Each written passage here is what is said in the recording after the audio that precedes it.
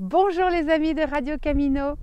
Aujourd'hui, je vais vous faire une confidence. Et oui, je n'aime pas la marche. Alors vous allez évidemment ne pas me croire, mais je voudrais témoigner dans cette vidéo qu'il ne faut pas être un bon marcheur et surtout pas un randonneur aguerri pour se mettre en chemin vers Compostelle ou vers soi-même. Bien au contraire, je vais vous expliquer pourquoi. C'est pas une blague, je n'aime pas spécialement marcher, en tout cas vous ne me verrez jamais dans une balade du dimanche en groupe et même si vous me proposez d'aller faire un petit tour à pied, si c'est un petit tour méditatif ça va encore, mais si c'est pour faire un tour de 2 heures, franchement je préfère mon vélo ou rester dans mon jardin bien tranquille. Les seuls moments où j'aime marcher, c'est pour me déplacer en ville. J'adore découvrir la ville à pied plutôt qu'en transport en commun. Et à la limite, j'aime bien explorer des petits coins de mon pays aussi, entre deux gares, en empruntant des sentiers ou des chemins. Voilà, ça c'est ce qui s'appelle pour moi plutôt de la découverte à pied et pas vraiment de la marche. Par ailleurs, quand je pars sur le chemin, c'est souvent après des semaines assez sédentaires puisque je travaille majoritairement derrière un ordinateur. Donc, je ne suis pas non plus quelqu'un qui va s'entraîner avant de partir en chemin. Je vais simplement doser mon effort en début de chemin pour ne pas forcer et ne pas abîmer ma santé. Mais ce qui est fondamentalement différent entre la randonnée et les chemins de Compostelle, d'une part, c'est les chemins en eux-mêmes. Un chemin de Compostelle, c'est en général un chemin qui est relativement aisé. Parfois, il va emprunter des petites routes, parfois, il va emprunter des chemins comme ici derrière.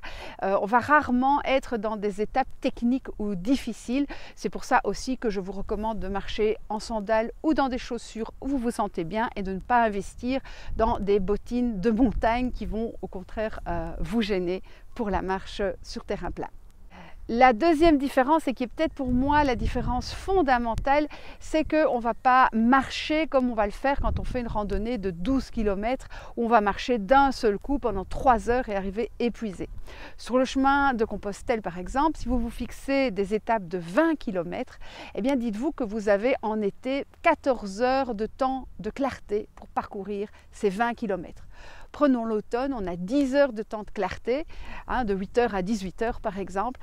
Ça veut dire que vous pouvez marcher 5 heures et vous reposer 5 heures, ou même marcher à 2 km/h si vous le voulez. Et moi, ma vision du cheminement pèlerin, c'est vraiment d'alterner des temps de marche et des temps de pause, que ce soit pour boire un café, pour se recueillir, pour dessiner, pour méditer, pour écrire, pour faire une vidéo, tout ce que vous voulez qui vous fait avancer dans votre cheminement intérieur. Surtout ne pas aller se ruer à faire son étape d'un seul coup. Vous allez juste vous épuiser et peut-être vous faire mal, ce qui serait vraiment dommage puisque vous voulez aller au bout du chemin. Il y a également une différence dans le rythme de marche. Alors on appelle ça el paso peregrino, c'est le pas du pèlerin. C'est un pas beaucoup plus chaloupé, qui est plus proche d'un pas de quelqu'un qui fait une promenade plutôt que du pas d'un marcheur aguerri. C'est ce pas qui correspond à votre rythme intérieur et également qui va être la garantie que vous ne vous fassiez jamais mal en marchant, ce qui est pour moi la clé du succès. En conclusion, un chemin de pèlerinage, pour moi, ça emprunte la marche comme on emprunterait un véhicule. Un véhicule, ça veut dire quoi? En bouddhisme, c'est ce qui permet d'atteindre l'éveil intérieur. Et un véhicule, si vous regardez dans le dictionnaire, c'est également ce qui permet non seulement de se déplacer d'un point à un autre, mais également de communiquer avec les autres, de partager quelque chose. Et c'est vraiment ma définition de la marche pèlerine, le cheminement et non pas la randonnée. Pour la randonnée, ça n'aurait pas de sens dans une démarche de pèlerin. J'espère que vous êtes maintenant rassurés, même si vous ne pratiquez pas la marche de façon intensive, même si vous n'aimez pas la marche, vous allez aimer vous mettre en chemin puisque c'est une toute autre démarche, le chemin de pèlerinage. Et en tout cas, c'est tout ce que je vous souhaite, c'est de partir sereinement à votre rythme en écoutant votre pas qui est le reflet de votre pas intérieur.